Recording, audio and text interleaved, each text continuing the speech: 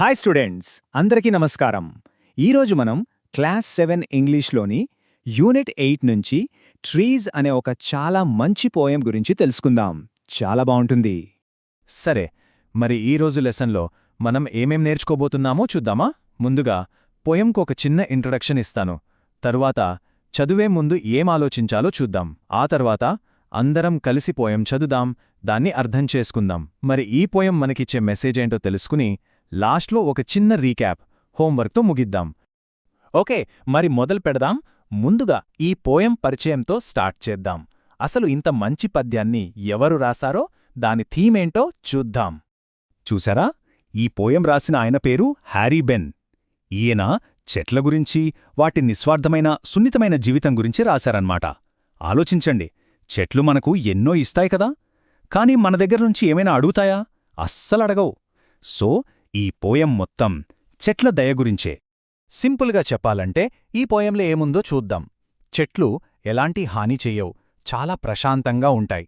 అంతేకాదు, మనకు నీడ, పండ్లు, ఇల్లు కట్టుకోవడానికి కలప, ఇలా ఎన్నో ముఖ్యమైనవి ఇస్తాయి. పగలు సూర్యుడిని, రాత్రి చంద్రుడిని అవే ముందు చూస్తాయి. అన్నింటికన్నా ముఖ్యంగా మనం కూడా ఏదీ ఆశించకుండా ఎలా ఇవ్వాలో అవి మనకు నేర్పిస్తాయి. సరే, ఇప్పుడు మనం పోయం చదవడం స్టార్ట్ చేసే ముందు కొన్ని విషయాలు ఆలోచిద్దాం. రండి, అందరం కలిసి నేర్చుకుందాం. Okay, let's think. ఈ 2 ప్రశ్నల గురించి ఆలోచించండి. మొదటిది, చెట్లు మనకు ఏమేమిస్తాయి? రెండోది, చెట్లు జంతువులకి, పక్షులకి ఎలా హెల్ప్ చేస్తాయి? ఒక్కసారి వీడియో పాజ్ చేసి ఆన్సర్స్ ఆలోచించడానికి ట్రై చేయండి. ఆలోచించారా? చాలా మంచిది. ఇప్పుడు సమాధానాలు చూద్దాం. చెట్లు మనకు ఎండ నుంచి నీడనిస్తాయి, తినడానికి పండ్లిస్తాయి, మన ఇళ్ల కోసం కలపను కూడా ఇస్తాయి. అంతేనా? కాదు, పక్షులకైతే వాటి కొమ్మల్లో ఇల్లు కట్టుకోడానికి చోటిస్తాయి, ఆవులలాంటి జంతువులకు రెస్ట్ తీసుకోడానికి నీడనిస్తాయి. రైట్, ఇప్పుడు మనం అసలు పోయంలోకి వెళ్దాం. ప్రతి లైన్ చదువుతూ దాని మీనింగ్ ఏంటో వివరంగా తెలుసుకుందాం. ఓకే, ఫస్ట్ స్టాంజా చదువుతున్నాను, వినండి. Trees are the kindest things I know. They do no harm, they simply grow and spread a shade for sleepy cows and gather birds among their boughs. దీని అర్థమేంటంటే, కవికి తెలిసినంతలో చెట్లే చాలా దయగలవట. ఎందుకంటే అవి ఎవ్వరికీ హాని చేయవు. పాపం వాటి పని అవి చేసుకుంటూ పెరుగుతాయి.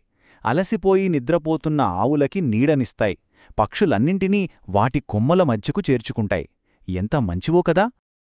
ఇక్కడ బౌజ్ అనే ఒక కొత్త పదం వచ్చింది కదా. బౌజ్ అంటే ఏమీ లేదు, చెట్టు కొమ్మలు అని అర్థం. ఒక ఎగ్జాంపుల్ చెప్పాలంటే, the birds are singing on the trees boughs అంటే పక్షులు చెట్టు కొమ్మల మీద కూర్చొని పాడుతున్నాయి. సరే, ఇప్పుడు రెండో స్టాంజో చూద్దాం. They give us fruit in leaves above and wood to make our houses of and leaves to burn on Halloween and in the spring new birds of green. Wow, చూడండి, చెట్లు మనకు ఇంకా ఏమేమిస్తాయో. ఆకుల మధ్యలో పండ్లనిస్తాయి, ఇల్లు కట్టుకోవడానికి కలపనిస్తాయి, కొన్ని దేశాల్లో హ్యాలోవీన్ అనే పండగకి కాల్చుకోవడానికి ఆకుల్నిస్తాయి. ఇక వసంతకాలమొస్తే చాలు, పచ్చని కొత్త చిగుర్లని కూడా ఇస్తాయి. చూసారా ఎన్ని ఉపయోగాలో. నెక్స్ట్, మూడో stanza. They are the first when days began to touch the beams of morning sun. They are the last to hold the light when evening changes into night. దీని మీనింగ్ చాలా బావుంటుంది. పొద్దున్నే రోజు మొదలైనప్పుడు సూర్యుడి మొదటి కిరణాలు తాకేది ఈ చెట్లనే అట. అలాగే సాయంత్రమైపోయి రాత్రి అవుతున్నప్పుడు ఆ చివరి వెలుగును పట్టుకునేది కూడా ఈ చెట్లే. అంటే అవి ఎంత పొడవుగా ఉంటాయో కదా. ఇక్కడ బీమ్స్ అనే పదం చూసారా? బీమ్స్ అంటే సూర్యుడి నుంచి వచ్చే వెలుగు కిరణాలన్నమాట. ఎగ్జాంపుల్గా, the morning suns beams came through the window అంటే పొద్దున్నే సూర్యకిరణాలు కిటికీల్లోంచి లోపలికొచ్చాయని. ఇక చివరి stanza. And when a moon floats on the sky they hum a drowsy lullaby of sleepy children long ago. Trees are the kindest things I know. రాత్రిపూట ఆకాశంలో చంద్రుడున్నప్పుడు చెట్లు ఒక జోలపాట పాడతాయట. ఆ పాట వింటే నిద్రొచ్చేస్తుందట. ఎవరికోసం? ఎప్పట్నుంచో నిద్రపోతున్న పిల్లల కోసం. అందుకే కవి మళ్ళీ అంటారు, చెట్లు నాకు తెలిసినంతలో చాలా దయగలవి అని. అంటే గాలికి ఆకులు చేసే శబ్దం ఒక జోలపాటలాగా వినిపిస్తుందన్నమాట. ఈ స్టాంజాలో మనం డ్రౌజీ అనే ఒక ఇంట్రెస్టింగ్ వర్డ్ నేర్చుకుంటున్నాం. డ్రౌజీ అంటే నిద్రమత్తుగా ఫీల్ అవ్వడం, అంటే బాగా నిద్రస్తున్నట్లు అనిపించడం అన్నమాట. ఒక ఎగ్జాంపుల్ కావాలా? రోజంతా ఆడుకొని అలిసిపోతే మనకు డ్రౌజీగా అనిపిస్తుంది కదా. అదే. సరే, ఇప్పటిదాకా పోయం మీనింగ్ చూశాం.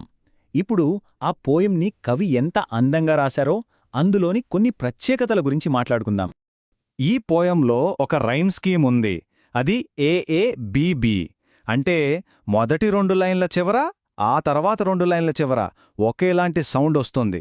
ఉదాహరణకు నో, గ్రో వినడానికి ఒకేలా ఉన్నాయి కదా.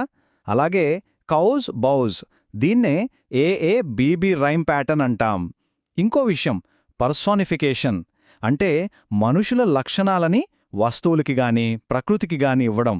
ఇక్కడ చెట్లను కైండ్ అంటే దయగలవి అని, అవి జ్వాలపాట పాడుతున్నాయని అన్నారు కదా, అవే పర్సోనిఫికేషన్కి ఎగ్జాంపుల్స్. రైట్, ఇప్పుడు డిస్కషన్ టైం. మొదటి ప్రశ్న, కవి చెట్లను ద కైండెస్ట్ థింగ్స్ అని ఎందుకన్నారు? మీకేమనిపిస్తోంది? ఇక రెండో ప్రశ్న, మీకు చెట్లలో అత్యంత ఇష్టమైన విషయమేంటి? కాస్త ఆలోచించి మీ ఓన్ ఒపీనియన్స్ చెప్పడానికి ట్రై చేయండి. ఓకే, మనం ఎలా ఆలోచించొచ్చో చూద్దాం. కవి చెట్లను కైండ్ అనన్నారు ఎందుకంటే అవి ఎప్పుడూ మనకు హెల్ప్ చేస్తూనే ఉంటాయి. ఎవ్వరికీ ఎలాంటి హాని చెయ్యవు. నిస్వార్థంగా తమ దగ్గరున్నదంతా ఇచ్చేస్తాయి. ఇక చెట్లలో ఇష్టమైన విషయాలు చాలా ఉంటాయి. వాటి చల్లని నీడ కావచ్చు, అవిచ్చే తీయటి పండ్లు కావచ్చు, లేదా వాటికి పూసే అందమైన పువ్వులు కావచ్చు, ఏదైనా సరే. సో ఇదంతా బానే ఉంది, కానీ అసలు పాయింట్ ఏంటి? ఈ పోయం నుంచి మనం ఫైనల్గా నేర్చుకోవాల్సిన మెసేజ్, ఆ విలువ ఏంటి? ఈ ఒక్క లైన్ గుర్తుంచుకుంటే చాలు. Trees are the kindest things I know. చెట్లు నాకు తెలిసినంతలో చాలా దయగలవి. నిజానికి ఈ పోయం యొక్క మొత్తం సందేశం ఈ ఒక్క వాక్యంలోనే ఉంది.